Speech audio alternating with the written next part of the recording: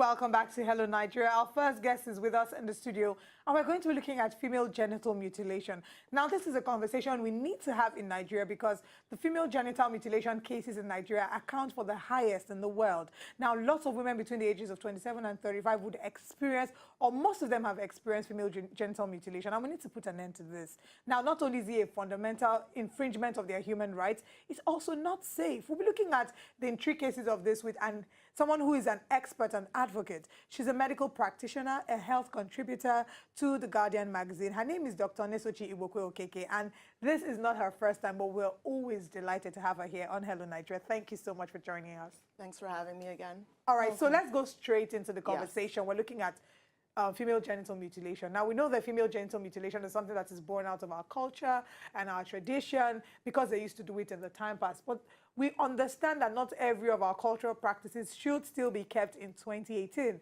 And female genital mutilation is one we are still held on to. But some people don't understand just how prevalent it is. So tell us, from your experience, how prevalent really is it in Nigeria? It's still really very much so prevalent. I actually recently did a radio interview on the topic, and we had callers, calling in, basically stating that they saw no problem with it, that the reason that it's done is to make the girls less promiscuous and get them ready for their husbands in the future. So it's still a prevailing thought process, even in those communities whereby people may have been educated, but they're still holding on to those traditional beliefs. Wow. Okay, and let's even break it down for those who don't understand what female genital mutilation is. I always describe it as the opposite of circumcision, but I don't know if that's a valid definition, because I feel like it's just cutting off a woman's organs as well. So why is it done, really? What is it and why is it done? So let's break it down. What exactly is female genital mutilation? Some people also call it female circumcision, but it's essentially a practice without any actual medical or therapeutic basis in which the female external genitalia is removed. And it's usually done in an unsanitary environment with an unsanitary sharp object like a razor blade or a knife or a glass. And the World Health Organization has actually classified different types and subcategories of female genital mutilation. So there are 4 subtypes, and I'll go into that. The first type is type 1, and that's when just the clitoris or part of it is cut off. That's type 1 female genital mutilation. Type 2 female genital mutilation is when the clitoris and part of the labia minora, or all the labia minora, is cut off. And then we have type 3 female genital mutilation. Now, this is one of the most severe forms of female genital mutilation.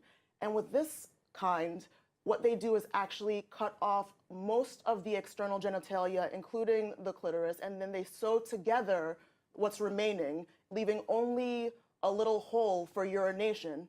And the idea is when the young girl has now found her husband in the future, they'll now remove those sutures again in the barbaric fashion that they put it together so that she would be now ready for her husband.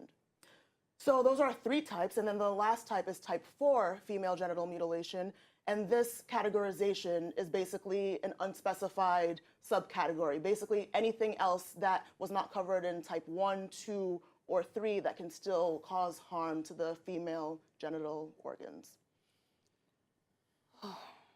Okay, so this is really very, it's a lot to take in, and we still have practices like this. So basically, a lot of them is being done because of our culture and because people assume that when you do this, it helps the woman to be less promiscuous. Yes. But this, obviously, they don't have any medical backings or any backing whatsoever.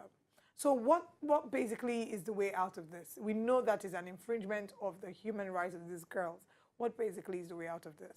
Well, the way out of this at this point is educating people and letting them know what the real harms of the practice are. Because here in Nigeria, there's actually legislation against this. The Violence Against Persons Acts, under that legislation, it states that it's a crime to even engage in this. But guess what? These things still happen, even though we do have these bills and these legislations, and we have all these human rights organizations that let everyone know that this is wrong. But the thing is, how do we actually enforce it? The only way to enforce it is to make people more aware of the issue and basically change their thought process and their thinking to let them know why you should no longer hold on to this cultural or traditional practice. So some people don't understand if they could go to jail for this, if it's a punishable crime or punishable offense. So can you explain what the stance of the law is with regards to this as well? So it is a punishable offense because it's a crime against a woman. It's a crime against a young girl. You are harming another human being. Let's just put it in perspective. Think about a young little girl between 6 to 8 years of age who is pretty much held down against her will, not knowing what is going on, and they take some kind of object that is usually very dirty and just start cutting her genital organs. This is detrimental towards her life and her well-being in general. Okay, so I'm going to ask, I know that you've been involved in this and the awareness for this, but I want to say, are there any particular areas, like regions where this has been prominent in? Because I remember I had experience of this in school in Cross River. There was a part that was known to be actually having this as their cultural beliefs. Is there any particular region in this country where this is known, you know, they know them for this, and what are the ways? This happens actually across the board everywhere. And I'm not just talking about everywhere in Nigeria. There are cases even in the Western world, cases even in the United States of America where female genital mutilation is occurring still. Wow. So it would be unwise to believe that this is only a problem here in Nigeria or here on the African continent. It happens everywhere around the world, in Asia, in the US, everywhere. And so far, since the whole awareness, has there been changes that you've seen in some communities that this, you know, the education that has been given to them, have there been changes of beliefs and all of that? I think it takes a few steps. It's little by little, and it takes some time before you can actually change somebody's mind and their thought process.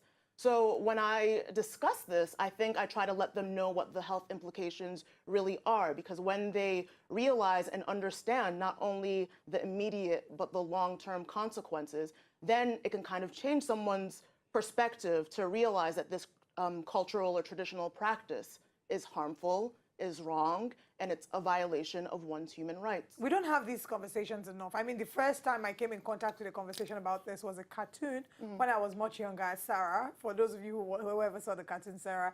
But we don't see much of that anymore. So we need to keep the conversation going as much as we can. We need to enlighten people, let them know the dangers of this. Every opportunity we have to have these conversations. All right. Thank you so much for joining us. How can people follow you on social media?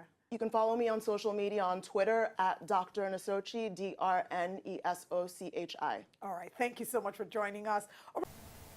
To enjoy more of these our Ogbonge videos when you just watch, press this button to subscribe on top of our YouTube page. You go love her.